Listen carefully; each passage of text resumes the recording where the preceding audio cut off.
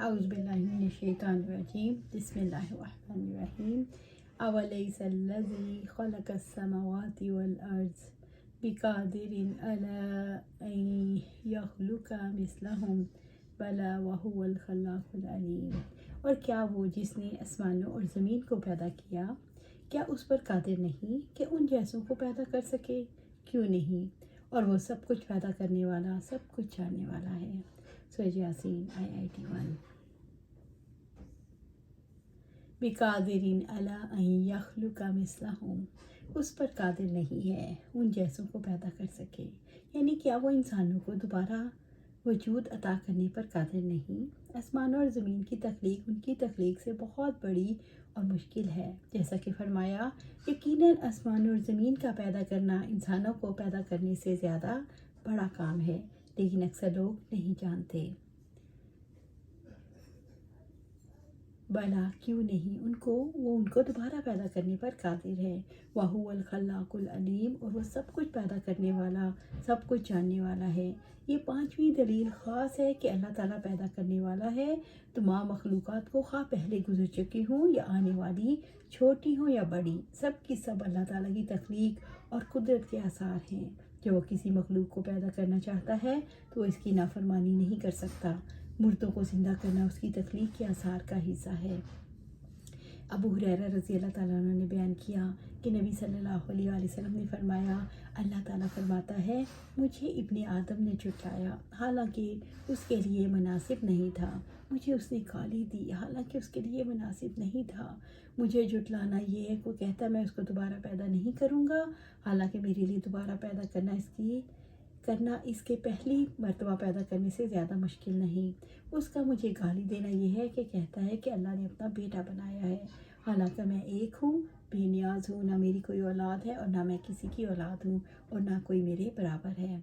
अल्लाह ताला ने वसी कायनात बनाई जहाँ लाखों मिलियन अजनास और मखलूक़ात मौजूद हैं। क्या वसी कायनात बनाने वाला रब इन जैसे इंसानों को पैदा करते वक्त कुदरत नहीं रखता, जबकि वो माहिर खल्लाक है। इन्नमा अमरुहु इज़ा अरादा शैअन अन यक़ूल लहू कुन फयकून, यकीनन उसका ये हुक्म ये होता है कि वो किसी चीज़ का इरादा करता है तो उसे कह देता है हो जा, तो हो जाती है। सूरह यासीन आयत 82। इन्नमा अमरुहु इज़ा अरादा शैअन, यकीनन उसका हुक्म ये होता है जब वो किसी चीज़ का इरादा करता है। अल्लाह ताला की शान असीम है जब वो किसी चीज़ का इरादा करता है। यकूल लहू कुन फयकून, तो उसे कह देता है हो जा, तो हो जाती है। तो वो सिर्फ एक दफ़ा हुक्म देता है और वो चीज़ हो जाती है, यानी उसे ताकीद की ज़रूरत नहीं पड़ती, उसके रास्ते में कोई रुकावट नहीं आती।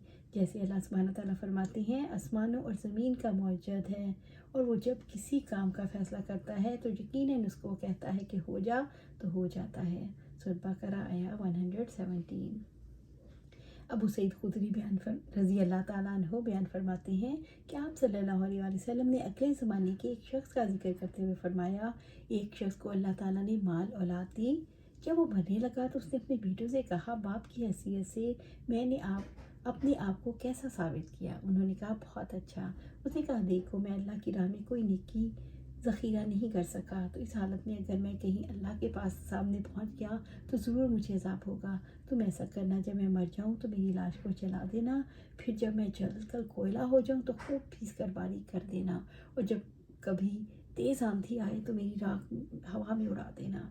चुनाचे उसने अपनी औलाद से कसम लेकर यह लिया और फिर वो दुनिया से रुखसत हो गया। तो उसकी औलाद ने इसी तरह किया। अल्लाह सुब्हानहू तआला ने फरमाया कौन, और ये कलमा कहते ही वो शख्स जिंदा होकर खड़ा हो गया। अल्लाह ने पूछा, मेरे बंदे तूने ये काम क्यों किया? उसने अर्ज़ किया, अल्लाह तेरा डर और खौफ की वजह से। चुनांचे अल्लाह ताला ने उसके खौफ का इनाम ये दिया कि उस पर रहम फरमाया और उसके गुनाह माफ़ फरमा दिए। सुभान अल्लाह व सुभानल्लज़ी बियदिही मलकूतु कुल्लि शैइन व इलैहि तुरजऊन। सो पाक है वो ज़ात जिसके हाथ में हर चीज़ की कामिल बादशाहत है और उसी की तरफ तुम पलटाए जाओगे। सूरह यासीन आयत 83।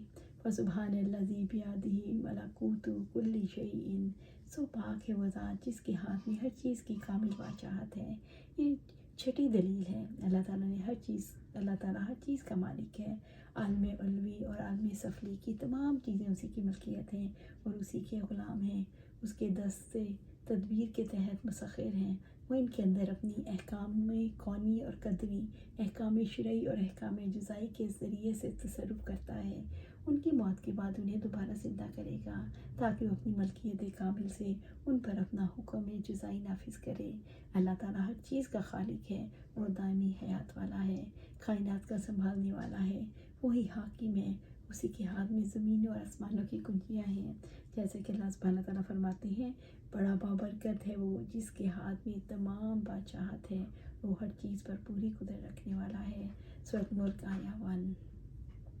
وَإِلَيْهِ تُرْجَعُونَ، اور اسی کی طرف تم پلٹائے جاؤ گے، اسی کی طرف تمام باتیں لوٹ کر جاتی ہیں، اسی کی طرف قیامت کے دن سب لوٹ کر جائیں گے، جہاں رب ذوالجلال ہر ایک کو اس کے اعمال کی جزا دے گا۔ یعنی تمہارا وجود مٹی میں گم نہیں ہو جائے گا، بلکہ تمہیں دوبارہ وجود عطا کیا جائے گا۔ اس کے تمہیں بھاگ نہ سکو گے، تمہیں اپنے اعمال کا حساب دینا ہوگا، اتنا بے سمت نہ چل لوٹ کے گھر جانا ہے۔ اللہ سبحانہ تعالیٰ نے اپنی اور مخلوق کے تعلق کو واضح کیا کہ ہر چیز اس کی ملکیت میں ہے۔